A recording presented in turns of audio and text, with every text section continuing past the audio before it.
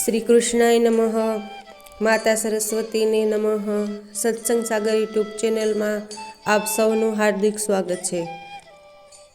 આજે આપણે આ વિડીયોમાં સાંભળવાના છીએ ધ્રુવજીની કથા.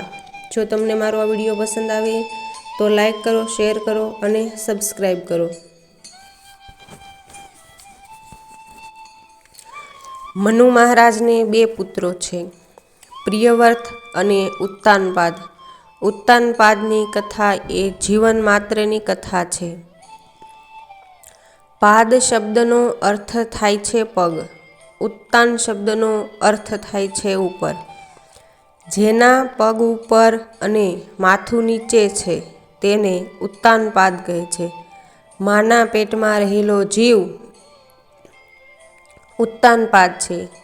જીવ જન્મ લે છે ત્યારે માથું પહેલાં બહાર કાઢે છે, પછી પગ બહાર કાઢે છે. જેના પગ ઊંચે અને માથું નીચે તે ઉત્તાનપાદ. જન્મ વખતે દરેકની આ હાલત હોય છે. ઉત્તાનપાદને 2 રાણીઓ છે, સુરુચિ અને સુનીતિ. સુરુચિ દેખાવે ખૂબ સુંદર છે, પણ તેનામાં ખાસ કોઈ સદ્ગુણ નથી. જ્યારે સુનીતિમાં ઘણા સદ્ગુણો છે, પણ તેનામાં સૌંદર્યનો અભાવ છે. રાજાને સુરુચિ પ્યારી લાગે છે, જ્યારે સુનીતિ અળખામણી લાગે છે. સુરુચિને એક પુત્ર છે, તેનું નામ ઉત્તમ, અને સુનીતિને પણ એક પુત્ર છે, તેનું નામ ધ્રુવ છે. મનુષ્યને સદ્ગુણ નહીં પણ સૌંદર્ય ગમે છે. મનુષ્યને નીતિ નહીં પણ સુરુચિ ગમે છે. તેને નીતિને આધીન સદાચારી જીવન ગાળવું ગમતું નથી, પરંતુ વિલાસી અને સ્વેચ્છાચારી જીવન ગાળવું ગમે છે. રુચિને આધીન થશો તો ઉત્તમ ફળ મળશે. સુરુચિનું ફળ ઉત્તમ છે, તેથી સુરુચિના પુત્રનું નામ ઉત્તમ છે. જેનું જીવન શુદ્ધ છે, પવિત્ર છે, તેને ભજનાનંદ મળે છે. એ આનંદ કાયમ ટકે છે. જે નીતિને આધીન રહી પવિત્ર જીવન ગાળે તેને ઈશ્વરનું જ્ઞાન થાય છે. સુનીતિનું ફળ ધ્રુવ છે, એટલે કે સુનીતિથી ધ્રુવ મળશે. આથી સુનીતિના પુત્રનું નામ ધ્રુવ રાખેલ છે. ધ્રુવ એટલે અવિનાશી, જેનો કદી વિનાશ થતો નથી. તે પદ અનંત સુખ બ્રહ્માનંદ મળશે. રુચિમાંથી ઉપજતો વિષયાનંદ ક્ષણિક છે, જ્યારે નીતિમાંથી ઉપજતો ભજનાનંદ કાયમ ટકે છે. જે ધ્રુવની નીતિને આધીન રહે છે તેને ધ્રુવ મળશે, બ્રહ્માનંદ મળશે. મનુષ્ય જો સુનીતિને આધીન બને તો સદાચારી બને, અને સુરુચિને આધીન બને તો દુરાચારી બને છે. ઉત્તમ વિષયાનંદનું સ્વરૂપ છે, જ્યારે ધ્રુવ ભજનાનંદ બ્રહ્માનંદનું સ્વરૂપ છે. એ સુનીતિનો બાળક છે. જ્યારે જ્યારે જીવ પાસે ભજનાનંદ આવે છે ત્યારે ત્યારે સુરુચિ વિઘ્ન કરે છે. સુરુચિ જીવ અને બ્રહ્મનું મિલન થતું અટકાવે છે. જે સુરુચિને આધીન છે તે કામાધીન બાળક એ બાળકૃષ્ણનું સ્વરૂપ છે. નિર્દોષ નિર્વિકાર બાળક પરમાત્માનું સ્વરૂપ છે. ઘણા પુસ્તકો વાંચવાથી જે જ્ઞાન પ્રાપ્ત થતું નથી તે બાળકો સાથે રમતા અનાયાસે થાય છે. તેનું અપમાન કોઈ દિવસ ન કરો. ધ્રુવની એવી ઈચ્છા થઈ કે મારે પિતાની ગોદમાં બેસવું છે. ઉત્તાનપાદને આનંદ થયો. મનમાં વિચારે છે કે ધ્રુવને ખોળામાં લઉં, પરંતુ ત્યાં સુરુચિ બેઠી છે, તેને આ ગમ્યું નહીં. તેની આંખમાં ઝેર હતું, તેનાથી આ સહન થયું નહીં. તેણે રાજાને કહ્યું કે ખબરદાર, એને ગોદમાં લીધો છે તો તમારો દીકરો તો ઉત્તમ છે. જેની આંખમાં ઝેર છે તેની આંખ બગડેલી છે, તે કદી ભક્તિ કરી શકતો નથી. બહુ ધ્યાન રાખજો, આંખમાં ઝેર આવે નહીં તો પૈસો આવે નહીં. જેની આંખમાં પ્રેમ છે તે જ ભક્તિ કરી શકે છે. જેની માં સુનીતિ છે તેનો દીકરો સુશીલ હોય છે. માતા પિતાના આચાર વિચાર બાળકમાં આવે છે. માતા પુણ્યશાળી હોય તો બાળક જ્ઞાની થાય છે. માં પૂછે છે છતાં ધ્રુવ બોલતો નથી. તે વિચારે છે કે હું એમ કહીશ કે મારી ઓરમાન માએ મારો તિરસ્કાર કર્યો અને પિતાએ મોં ફેરવી લીધું, એ તો માતા પિતાની નિંદા કરવા જેવું. સુનીતિએ વિચાર કર્યો કે આજે દુઃખમાં આવેશમાં હું 2 કડવા શબ્દો બોલીશ તો બાળકના મનમાં વેરનું બીજારોપણ થશે. મારા બાળકને ભલે રાજ સંપત્તિ ન મળે, મારે તો એને સારા સંસ્કાર આપવા છે. શિક્ષક જે ભણાવી શકે નહીં તેવો બોધ બાળકને માં આપી શકે છે. માં ગુરુ છે. માના સંતાન ઉપર અનંત ઉપકાર છે. તમારા જીવનમાં દુઃખનો પ્રસંગ આવે ત્યારે ગભરાશો નહીં. દુઃખ તમારા ઘરમાં કાયમને માટે આવ્યું નથી. તે તો તમારા પાપને બાળવા માટે આવ્યું છે. તમને સુખી કરવા માટે આવ્યું છે. કાંઈ દુઃખનો પ્રસંગ આવે તો દુઃખની વાત મનુષ્યને કહેશો નહીં, પણ તે દિવસે બાળકૃષ્ણને દૂધથી સ્નાન કરાવજો. લાલાનો શૃંગાર કરો, થોડો ધૂપ કરો, લાલાની આરતી ઉતારો અને દરવાજો બંધ કરી એકાંતમાં હરે કૃષ્ણ પ્રેમથી કીર્તન કરો. 15-20 મિનિટ બરાબર પ્રેમથી કીર્તન કરશો તો તન્મયતા થશે, હૃદય પીગળશે, આંખો ભીની થશે. ઉપનિષદમાં પ્રભુએ કહ્યું છે કે આ જીવ મારો પુત્ર છે. આ જીવને મારી ગોદમાં લેવા હું તૈયાર છું, પણ તે મારી પાસે આવતો નથી. ધ્રુવ માતાના ખોળામાંથી ઊભો થાય છે અને સુનીતિ માને સાષ્ટાંગ વંદન કરે છે. માનું હૃદય ગભરાયું. મનમાં થયું કે મારે આ ઘરમાં રહેવાનું અને આ 5 વર્ષના બાળકને હું વનમાં મોકલું છું. એનો પ્રભુમાં કેવો વિશ્વાસ! સુનીતિ માં ધ્રુવને જતો જુએ છે. તે દ્વાર સુધી પહોંચ્યો છે. માનું હૃદય દ્રવી ઉઠ્યું. ધ્રુવ મને ફરી ક્યારે મળશે? ક્યારે માં કહી બોલાવશે? એને ભૂખ લાગે તો કોણ ખાવાનું આપશે? સુનીતિ દોડતી દ્વાર પર પહોંચી. બેટા ઊભો રહે. બાળકના ઓવારણા લીધા. પ્યાર કર્યો ને કહ્યું, તું તો મારો ડાહ્યો દીકરો છે. તું મને વંદન ન કરે તો પણ હું આશીર્વાદ આપીશ. મારી બહુ ઈચ્છા છે કે તું મારી માને અને પિતાજીને વંદન કરવા જજે. માને વંદન કરીને જઈશ તો ભગવાન જલ્દી પ્રસન્ન થશે. કોઈ સાથે દ્વેષ રાખી પરમાત્માની આરાધના કરવા ન જોઈએ. તેવી આરાધના સફળ થતી નથી. માન અપમાન, લાભ હાનિ અને સુખ દુઃખ એ બધા આપણા કર્મના ફળ છે. એમાં કોઈનો દોષ નથી. મારું તો માનવું છે કે તે પૂર્વજન્મમાં માનું કંઈ અપમાન કર્યું હશે, એનો બદલો તને મળ્યો છે. બેટા, વેરની શાંતિ વંદનથી થાય, પ્રેમથી થાય. 5 વર્ષનો બાળક ધ્રુવ માતા સુરુચિને વંદન કરવા આવે છે. સુરુચિ અભિમાનમાં ગાદી ઉપર બેઠી છે. ધ્રુવજી માને સાષ્ટાંગ વંદન કરે છે. સુરુચિનું હૃદય ગભરાઈ આવ્યું. જે બાળકનો મેં તિરસ્કાર કર્યો એ મને વંદન કરે છે. કેવો ભોળો છે! એનું હૃદય કેવું શુદ્ધ છે! પરમાત્માના મંગલમય સ્વરૂપનું ધ્યાન અને પ્રભુના નામનો જપ કરવાથી જીવમાં ઈશ્વરના સદ્ગુણ આવે છે અને ત્યારે સ્વભાવ સુધરે છે.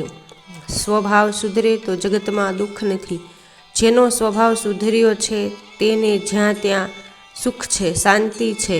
સર્વને વંદન કરી સર્વના આશીર્વાદ મેળવીને ઘર છોડીને જે જાય છે તેને રસ્તામાં સંત મળે છે. ઝઘડો કરીને જાય તેને સંત મળતા નથી. કેટલાક ઝઘડો થાય એટલે ઘર છોડી દે છે અને બાવા બને છે. આવા બાવાના બંને બગડે છે. ધ્રુવ વિચાર કરતાં કરતાં જાય છે. ઘરમાં તો મારી માં મને બેટા કહી બોલાવતી, ખોળામાં રમાડતી, હવે મને કોણ પ્રેમ કરશે? આજે વૈકુંઠમાં પરમાત્માને ચિંતા થઈ. એક મહાન પતિવ્રતા સ્ત્રીએ મારા આધારે બાળકને વનમાં મોકલ્યો છે. પ્રભુએ નારદજીને પ્રેરણા કરી કે બાળક ઘર છોડીને નીકળ્યો છે. તમે એને રસ્તામાં મળો, એની થોડી પરીક્ષા કરો. ધ્રુવ જે માર્ગેથી જાય છે તે માર્ગમાં દેવર્ષિ નારદજી આવે છે. તે ધ્રુવને મળે છે. નારદજીને જોતા બાળક રડવા લાગે છે. એને થયું કે આ મારી માં છે. નારદજીએ બાળકને છાતી સરસો ચાંપ્યો અને પ્યાર કર્યો. સદગુરુ માં છે. એક માં બાળકને ધવરાવીને પોષણ આપે છે, જ્યારે સદગુરુ માં કાયમના માટે સ્તનપાન છોડાવે છે. સદગુરુ પ્રભુના માર્ગમાં વાળે છે, જેથી હવે કોઈના પેટમાં જવાનો પ્રસંગ આવે નહીં, સ્તનપાન કરવાનો પ્રસંગ આવે નહીં. સ્તનપાન કરાવનાર માં શ્રેષ્ઠ છે કે સ્તનપાન છોડાવનાર માં શ્રેષ્ઠ છે કે સદગુરુ શ્રેષ્ઠ છે? ભાગવતમાં 4-5 જગ્યા એવી બતાવી છે કે જ્યાં પરમાત્મા અખંડ બિરાજે છે. મધુવનમાં, શ્રીરંગમમાં, દ્વારિકામાં, ડાકોરમાં અને ગંડકી નદીના કિનારે પુલહ ઋષિના આશ્રમમાં ભગવાન અખંડ બિરાજે છે. વૃંદાવનમાં પણ ભગવાન અખંડ બિરાજે છે. વૃંદાવન એ પ્રેમ ભૂમિ છે. ત્યાં રહી ભજન કરવાથી મન જલ્દી શુદ્ધ થાય છે. વૃંદાવન એ દિવ્ય ભૂમિ છે. ત્યાં જીવ અને ઈશ્વરનું મિલન જલ્દી થાય છે.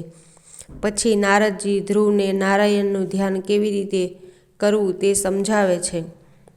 વિરક્ત સાધુ સંન્યાસીઓ પાસે કશું ન હોવાથી તે માનસી સેવા કરે તો ઉત્તમ છે, પણ ગૃહસ્થીઓએ માનસી સેવા સાથે પ્રત્યક્ષ સેવા પણ કરવી જોઈએ. માનસી સેવાનો ઉત્તમ સમય સવારના 4 થી 5 સુધીનો છે. માનસી સેવા કર્યા બાદ ધ્યાન કરવાનું. ધ્યાન સાથે જપ થવો જોઈએ. કેટલાક જપ કરતી વખતે સંસારનું ધ્યાન કરે છે, એટલે જપનું ફળ જોઈએ તેવું મળતું નથી. સ્નાનથી શરીરની શુદ્ધિ થાય છે, દાનથી ધનની શુદ્ધિ થાય છે અને ધ્યાનથી મનની શુદ્ધિ થાય છે. જપ અને ધ્યાન સાથે થવા જોઈએ. જપ કરવા બેસો ત્યારે જે દેવનો જપ કરો તેની મૂર્તિ ધ્યાનમાંથી ખસવી જોઈએ નહીં. ધ્રુવે અનેક જન્મથી તપશ્ચર્યા કરી છે. જીવ સુધરે તો જ જીવન સુધરે, મન સુધરે. 6 મહિના સુધી અન્ન ફળ કાંઈ લેવાનું નથી. 6 મહિના મૌન રાખવાનું, બ્રહ્મચર્ય પાળવાનું. નારદજીએ વિચાર્યું કે આ 6 મહિના દૂધ ઉપર રહીને ભગવાનના નામનો જપ કરશે તો જ સુરુચિ એના મનમાંથી નીકળશે. બીજા મંત્ર એવા છે કે તે ગુરુ દ્વારા જ ગ્રહણ કરાય. જેણે મંત્ર સિદ્ધ કર્યો છે તે જ મંત્ર બીજાને આપી શકે. પણ આ મંત્ર એવો દિવ્ય છે કે તેમાં ગુરુની જરૂર નથી. તે પથારીમાં બેઠા બેઠા પણ જપી શકાય છે. કેટલાક લોકો એવા હોય છે કે કથા થાય ત્યારે ખૂબ જ ભક્તિ કરે, કોઈની નિંદા ન કરે, બધા સંયમ પાળે, પણ જ્યાં કથા પૂરી થઈ કે પછી ભક્તિની પણ પૂર્ણાહુતિ થાય છે. ભક્તિની કદી પૂર્ણાહુતિ ન કરજો. ધીરે ધીરે ભક્તિ વધારજો. જગતનો આધાર પરમાત્મા છે અને જગતના આધારના આધાર આજે ધ્રુવજી હતા. ધરતી પર ધ્રુવજીનું વજન સહી શકતી નથી, એટલે ધરતીએ પણ પરમાત્માને વિનંતી કરી કે ધ્રુવજીને દર્શન આપો. બીજી બાજુ દેવો પણ ધ્રુવજીની તપશ્ચર્યા જોઈ ભગવાન નારાયણ પાસે આવે છે. તેઓ કહે છે કે ધ્રુવજીને જલ્દી દર્શન આપો. નારાયણ કહે છે કે ધ્રુવજીને દર્શન આપવા નહીં, પણ મારા ધ્રુવના દર્શન કરવા હું જવાનો છું. સાચા વૈષ્ણવો જેમ ઠાકોરજીના દર્શન માટે આતુર હોય છે, તેમ તેવા ભક્તોના દર્શન કરવા માટે ઠાકોરજી પણ આતુર હોય છે. ધ્રુવ સમક્ષ ભગવાન નારાયણ પ્રગટ થયા, પણ તે આંખ ઉઘાડતા નથી. ભગવાન વિચારે છે કે આમ ક્યાં સુધી ઊભો રહીશ. ભગવાનને લીલા કરી ધ્રુવજીના હૃદયમાં જે તેજોમય સ્વરૂપ પ્રગટ હતું તે હૃદયમાંથી અંતર્ધ્યાન કર્યું. ધ્રુવજી અકળાયા.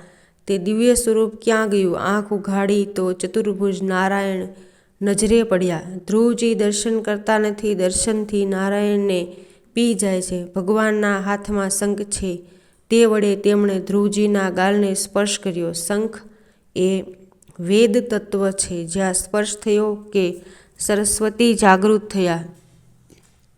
શ્રી કૃષ્ણ દર્શનમાં જ્ઞાનની સમાપ્તિ થાય છે. પરમાત્માને મળ્યા પછી કાંઈ જાણવાનું બાકી રહેતું નથી. હે સર્વશક્તિમાન પ્રભુ, તમે જ મારા અંતઃકરણમાં પ્રવેશ કરીને તમારા તેજથી મારી આ સુષુપ્ત વાણીને જગાડો છો.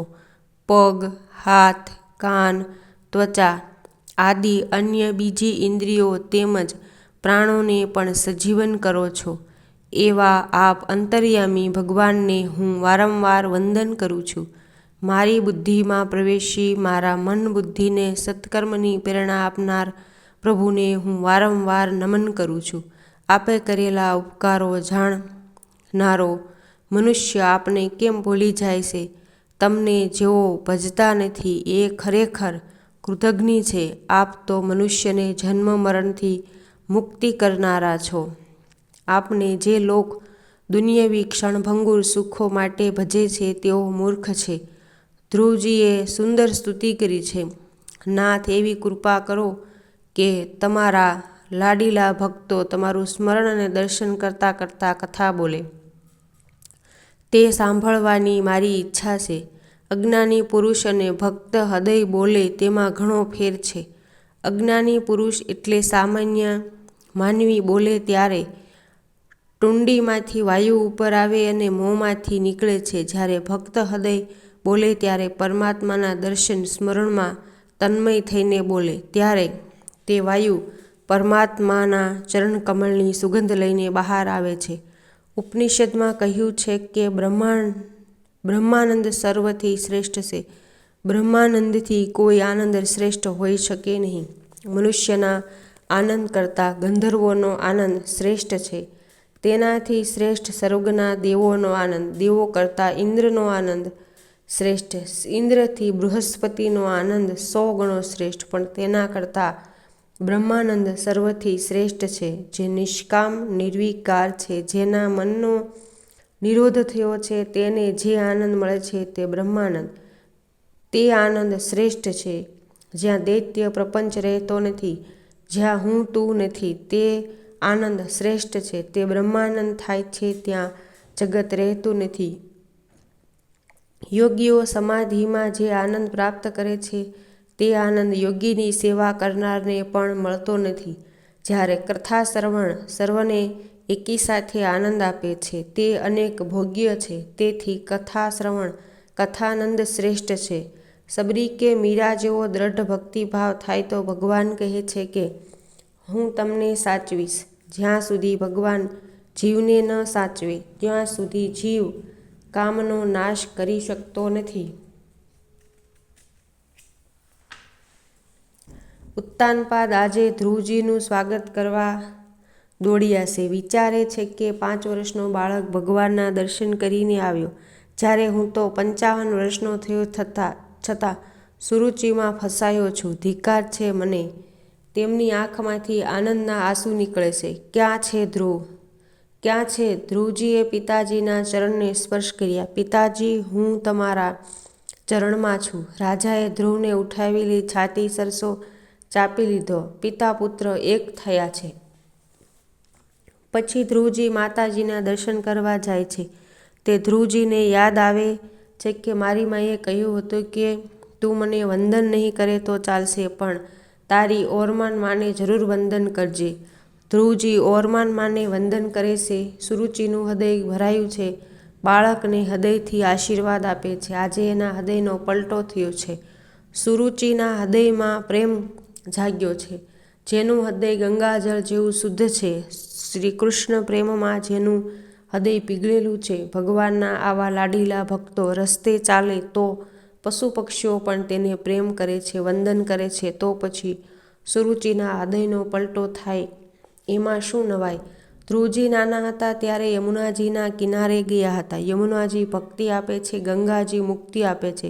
ગંગાજી મરણ સુધારે છે. બદ્રિકાશ્રમમાં ધ્રુવજી ગંગા કિનારે બેઠા. ઋષિકેશથી તમે સ્વર્ગાશ્રમમાં જાઓ ત્યારે રસ્તામાં ધ્રુવજી બેઠા છે. એને ધ્રુવજીનો ટીલો કહે છે.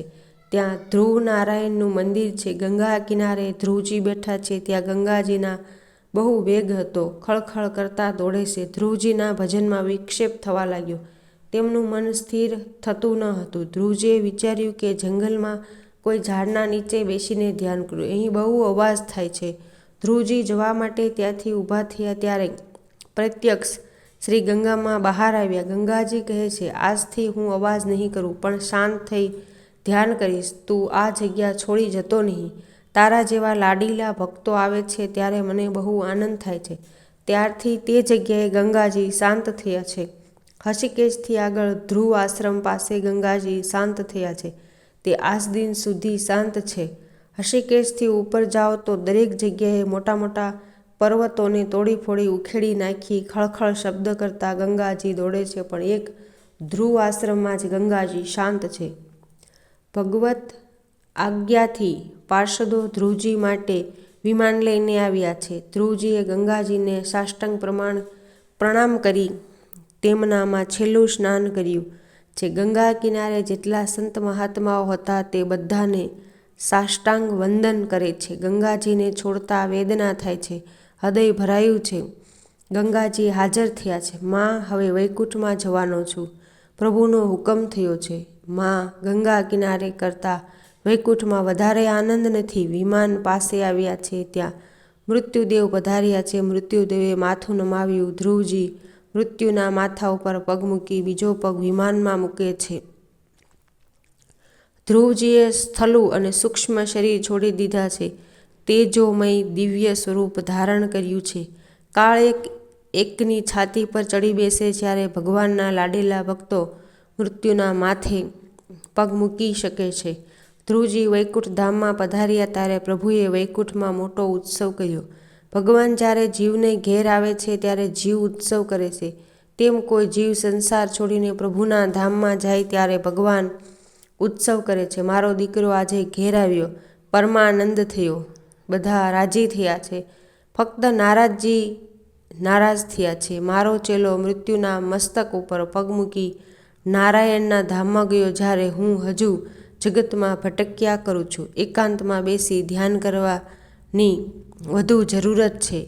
પરમાત્માને પિતા માનો, પતિ માનો, સ્વામી બનો. પ્રભુ સાથે કોઈ પણ સંબંધ રાખો, સંબંધથી જ લાગણી થાય. પરમાત્મા સાથે સંબંધ જોડવાથી ધ્રુવ મહારાજ મૃત્યુના માથે પગ મૂકીને પ્રભુના ધામમાં ગયા છે. ભગવાનના ભક્તોને મરણનો ડર લાગતો નથી. જીવ નિર્ભય થતો નથી, કારણ કે તે પરમાત્માનો થતો નથી. જે પરમાત્માને શરણે ગયો છે તે ચિંતામુક્ત બને છે.